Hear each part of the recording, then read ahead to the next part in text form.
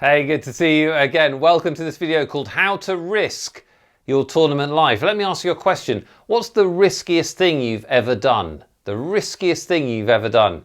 Mine is that when I was 11 years old, I back-chatted to the school bully. Now, when I say school bully, he was 16 years old and he was about 8'6". I don't know what happened to this kid. It's probably a thyroid problem or something. For some reason he didn't like me. He used to make comments at me or whatever. And I decided to give him a mouthful back one time. I've never run so fast in my life, if I'm honest. And it's a miracle I'm here talking to you today. The fear and terror of that moment lives long in my psyche. It was fun though. And I did get away with it more or less.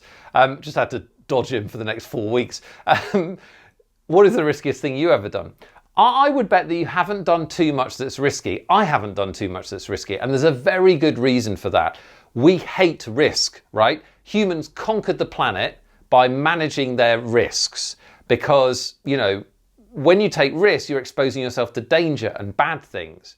I actually don't believe there's any such thing as a real risk taker because I think people that are seen as risk takers do things that don't feel like risk to them, right? Because if they felt that danger and foreboding, they wouldn't do it.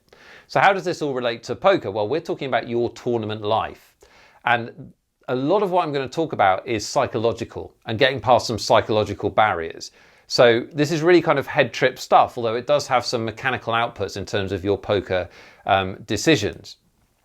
But what I wanted to kind of get into first was the fact that if you feel like you're taking risks, you've got no chance of taking that action, right? If you feel like you are risking your tournament life, you won't do it. Because why would you want to gamble about something with a negative impact? So what I'm going to do is kind of try to get your poker programming to understand that it's not about taking risks, it's about making the right decisions and following through on them.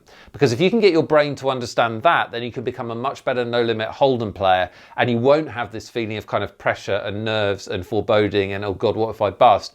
And you'll have a much more complete set of moves as a poker player, because that's what you want, right? You want to be able to make big bluffs for your tournament life, huge cool downs when someone's put the pressure on, but it's the right thing to call, all of that good stuff. But you won't be able to do it if you're worried about busting the tournament. So that's what we're going to talk about today. Now, I have just given you a short answer to this question, how do you risk your tournament life? The answer is you just make good decisions and you don't worry about it. That is actually the answer. But like I said, this is more psychological than anything. So let's break down what you actually have to do.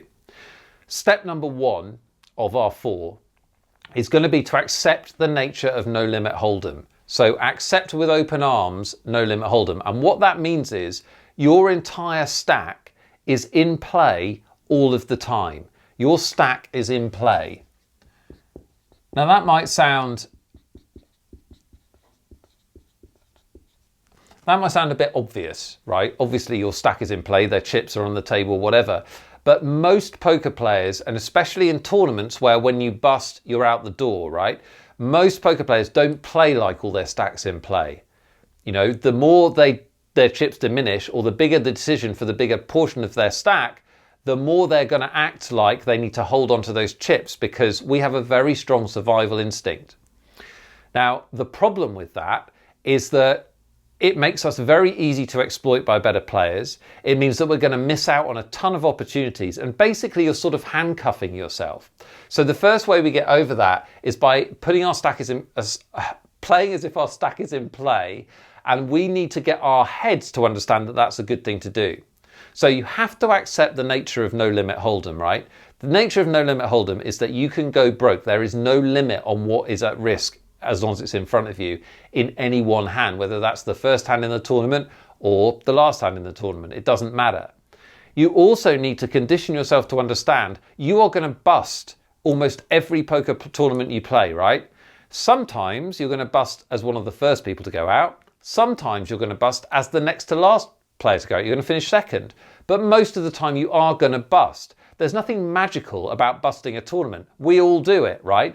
More than that, even if you're a winning tournament player, you're going to bust, an average of 85% of the tournaments you enter with no prize because they only pay 15%, 12%, 10% or whatever it is of the field. So most of the time you're in a tournament, you're going to bust.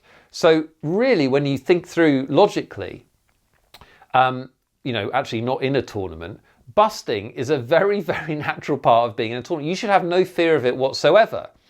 Now, your tournament life does have some value, and this value increases as you get deeper in the tournament and actually get into the money.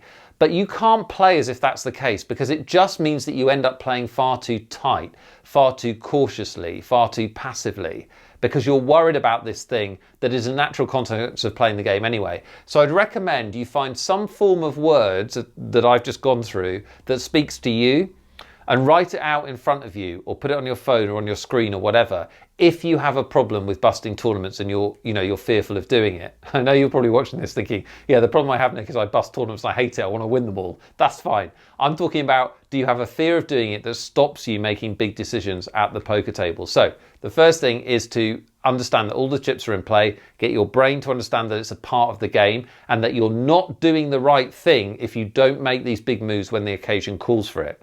If you have hesitancy about making the right decision at a poker table, you can't ever win. So you've got to get past this. So I wish you all the best. Good luck with it. It's just about conditioning yourself and accepting that's what happens and working on your psychological side of things. All right, we're going to think hand by hand.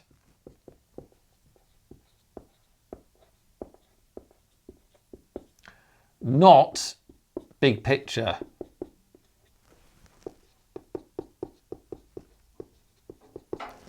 I've got a big head. Just about get away with that one. So we're going to think hand by hand, not big picture.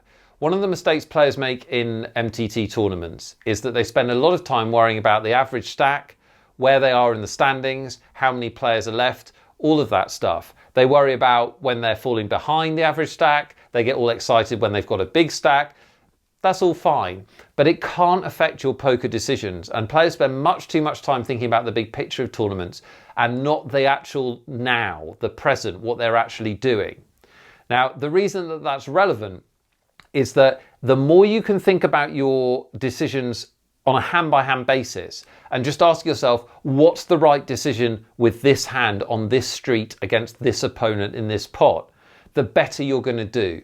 Because anytime your brain thinks something is a big deal, like we just said, a big risk or any kind of big deal, it doesn't do as well because it starts to panic, it starts to get too much adrenaline, it starts to kind of shut down a bit. So we want to just focus on the hand that we're playing. We want to remember we can only ever win chips from the 8 or 9 players around the table. We can't win chips from the whole tournament. That just happens over time. And in this hand, we can only win chips from 1 or 2 or however many players are in this particular hand. So it's vital that you're bringing yourself into the now and just think hand by hand. That will make this process I talked about in step 1 of, just making good poker decisions and not worrying about whether that involves all of your chips or some of your chips. That will make it much easier because you'll get much more locked into the decisions you're making right now. Okay, number 3 is back your judgment. Back your judgment.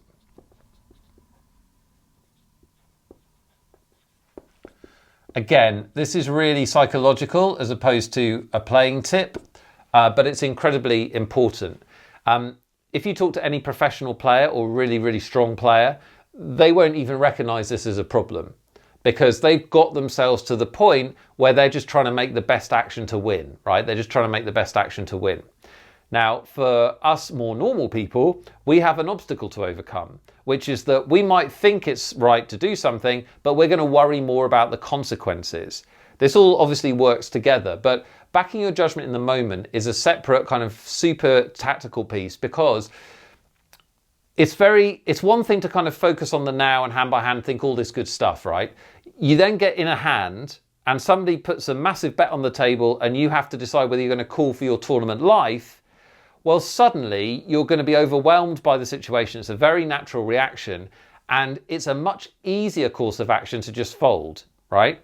By the way, sometimes it's right to fold. I'm not saying that you should always call. You understand the point I'm making. We're going to take the easy option, the path of least resistance. Just a natural thing to do. So you need to get over that by committing to backing your judgment. So what I mean by that is every single hand you go through, you're going to go through an analytical process where you think about the hand as best you can, as clearly as you can, locked in on that hand, not worrying about anything else. And then when you've thought about your decision, you'll come to your conclusion, you're just going to do it. You're not going to think, oh, this is for my tournament. Oh, this is a big decision. What happens if I bust? We're only 15 off the money, whatever it is. Don't worry about that stuff. Make the good decision. Make the good poker decision. Commit to always backing your judgment at the table. And a lot of these ideas like risking my tournament life, or, you know, am I going to go out here, or am I going to mess this up? They will disappear because you're just thinking about the hand. The more you can think about the actual decision you've made and focus on that hand by hand, the better poker player you're going to be. And committing to backing your judgment is a good kind of shortcut to doing that. And don't be discouraged, right? Sometimes you'll back your judgment, it will be the wrong decision. That's just poker. Every single poker player on the planet has to deal with that. Doesn't matter how good or bad they are. Don't worry about that. Just keep backing your judgment and results will improve, I promise, on that one. And then finally, you're going to work on your game away from the table. Now, this may seem unconnected, but I'll get there, don't worry. Work off table. And I mean specifically on these big decisions in tournaments. One of the reasons that you feel uncomfortable with playing for your tournament life, or making huge bluffs or huge cooldowns or big decisions in tournaments, is that you just haven't experienced it enough and you haven't thought about it analytically enough. Again, very, very normal. When you play a tournament, you're only going to get 1 or 2 or 3 of these decisions each tournament. So even if you play 50 tournaments, you're still not going to have thousands and thousands of times where you've made like one of these big calls or big bluffs or whatever it is, or risked your tournament life in this way. So the way that you can shortcut that is actually work on these spots and these hands off the table. So when you have, you play a tournament, or you play a tournament session online or whatever it is, make a note of the big hands that you play, the big decisions you had to make, and make sure whatever you do between finishing that session and playing another session, you go through those big pots and you really think about those hands and think about them logically, perhaps analyze them as if someone else played them so you can get away from your subjective emotion about your decisions. And just, this is all basically a process to condition your brain to do what's right, to make the right play, whether it involves your tournament life or not. All right, I really hope that helps. I hope that's de-risked the idea of making those big moves. It's a process. The more you go through it, the better you'll get at it. I hope this has helped, and if it has, I'd love to hear from you. Leave me a comment underneath the video, let me know what you thought. If you've got any questions, and I know tournament life can be sometimes a controversial area, so if there's anything you're not sure about, or if you've got anything you want me to add further stuff on, then do ask me in the comments. I will jump in there over the next few days and get back to you on stuff you are unclear about. All right, thank you for watching.